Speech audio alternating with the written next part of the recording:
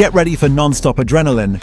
In this video, we're counting down the top 10 best action movies of 2025, from explosive stunts, intense battles, and heroes that raise the bar. Whether you're into high-speed chases or brutal hand-to-hand combat, this list has it all. So, without further ado, let's dive into the action. Kicking off our list is She Rides Shotgun. This is a gritty neo-noir thriller that hits you right in the gut. Taron Egerton plays Nate, an ex-con fresh out of prison who finds out his old crew wants him dead. Even worse, they're targeting the 11-year-old daughter he barely knows. What follows is this desperate, raw road trip movie about survival and two broken people building a bond. Egerton and Anna Sophia Hager are fantastic, giving it this real emotional weight. Look, it's a slow burn and definitely feels a bit overlong in the middle, but the tension is legit. If you love The Last of Us or Leon the Professional, this dark, character-driven flick is a must-watch. At number 9, Ben Affleck is back as the deadliest CPA in the world in The Accountant 2. This time, Christian Wolf and his brother Brax get pulled back in by Treasury Agent Medina. After her boss is assassinated, they uncover this massive conspiracy that goes way deeper than just numbers. The action is explosive, and getting Affleck and John Bernthal back together is pure gold. Their chemistry is just awesome. Now, is it as surprising as the first one? Honestly, no. The plot hits some predictable beats, and it doesn't quite have that same nuanced character depth. But since this is a list about intense action, you're here to watch Affleck deliver headshots and do impossible math, and this sequel delivers that in spades. Rolling in next is Nobody 2. Bob Odenkirk is back as Hutch Mansell, the suburban dad who's really a retired auditor, aka an elite assassin. He's trying to reconnect with his family while working off a debt to the mob. But of course, it all goes sideways on a family vacation. This sequel throws him up against a brutal new baddie played by the legendary Sharon Stone. The fight scenes are just as creative and wince-inducing as the first. But the plot itself is a bit uninspired, leaning heavily on that familiar revenge story, and it struggles to find real emotional depth. But if you just want to see Odenkirk use household objects to dismantle a room full of goons, Nobody 2 is a total banger. Next we have Havoc, and trust me, the name totally fits. This is from Gareth Evans, the absolute madman who directed The Raid. Tom Hardy stars in this gritty thriller where a stolen shipment of cocaine hidden in washing machines just blows the lid off a corrupt city's underworld. What follows is just chaos. We're talking brutal chases, vicious betrayals, and some of the most intense, bone-crunching shootouts Evans has ever orchestrated. The plot is pretty thin and definitely falls into some familiar cliches. I know it's starting to be a bit obvious that some of these flicks trade their plots in favor of just brutal action, but I promise it'll get a little better in a bit. With that said, don't watch this movie for the plot. Watch it for Tom Hardy wading through a storm of bullets and blades. It does get worse before it gets better, because next we have A Working Man, which is peak Jason Statham. He plays Levin Cade, an ex-Royal Marine just trying to live a quiet life as a construction foreman. But you guessed it, that doesn't last long. When his boss's daughter is kidnapped by a ruthless syndicate, Cade has to reactivate his black ops skills and just dismantle everyone who stands in his way.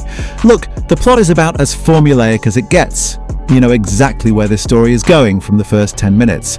But this is a Statham flick. It's not supposed to reinvent the wheel, it's supposed to be a well-oiled machine of destruction. Overall, it's an incredibly fun, action-packed and predictable ride. And next is Novocaine, and this one has a killer premise. Jack Quaid plays Nathan Kane, a quiet bank assistant who literally can't feel pain. His life gets turned upside down when a robbery goes bad, led by his crush's unhinged adoptive brother. Suddenly, Nathan's rare condition becomes his greatest weapon. It's an awesome concept, watching this guy take damage that would stop anyone else.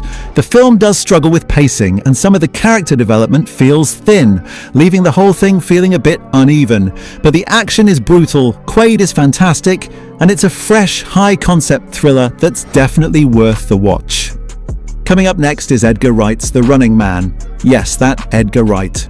This is a new take on the dystopian classic. and it stars Glenn Powell as Ben Richards, a desperate father who enters a deadly reality TV show to get money for his sick daughter. This film is a relentless, high-octane commentary on media control and a society that loves violence. Powell is incredible, and with Josh Brolin chewing scenery as the villainous showrunner is a blast. It's not totally perfect. It definitely leans on some familiar dystopian tropes, and a few twists are pretty predictable. But with Wright's signature style, this is a kinetic, thrilling, and brutally sharp satire. Alright, next we have Ballerina, the John Wick spin-off we've been waiting for. Ana de Armas stars as Eve, a ballerina who was also trained as an assassin and is now on a brutal quest for revenge against the cult that murdered her father. The action choreography is just chef's kiss, mixing balletic grace with sheer brutality that makes it a stylish, bloody and beautiful flick. Honestly, the revenge plot is pretty derivative. We've seen this exact story in the assassin genre a dozen times, but Ana de Armas is a force of nature, and watching her tear through the underworld is absolutely mesmerizing. Next we've got Predator: Badlands. From Dan Trachtenberg, the genius who gave us Prey, this movie flips the script, and this time we follow the Predator. It's a young, exiled Yautja named Dek who's trying to prove himself by hunting a seemingly unkillable creature on a hostile new planet, and ends up allying with a synthetic played by Elle Fanning to survive. This movie is a visual marvel and a masterclass in tension. It explores predator culture in a way we've never seen. It does sometimes falter with pacing, and the character depth isn't perfect, but it's an intense, creative, and brutal sci-fi survival story, one that proves Trachtenberg is the new master of the Predator franchise. And finally, one of the most intense action movie of 2025 is Warfare. This film is a punch to the face. Directed by Alex Garland and actual former Navy SEAL Ray Mendoza, this movie drops you directly into the 2006 Battle of Ramadi. It follows a SEAL platoon on a real-time mission, and it is harrowing. This isn't a rah-rah action flick. This is an immersive, relentless, and terrifying portrayal of modern combat, grounded in Mendoza's real-life experiences. The young cast, including Joseph Quinn and Kit Connor, are all incredible. The film is so focused on the minute-to-minute struggle that its broader message can feel a bit elusive, but that's the point. It's not just a movie, it's a visceral experience. And that's the list. What do you think? What was the most brutal movie you saw this year? Did I miss an absolute banger? Drop your picks in the comments below. And if you love finding the best new flicks, do me a solid. Hit that like button and subscribe to CineBolt so you never miss a recommendation.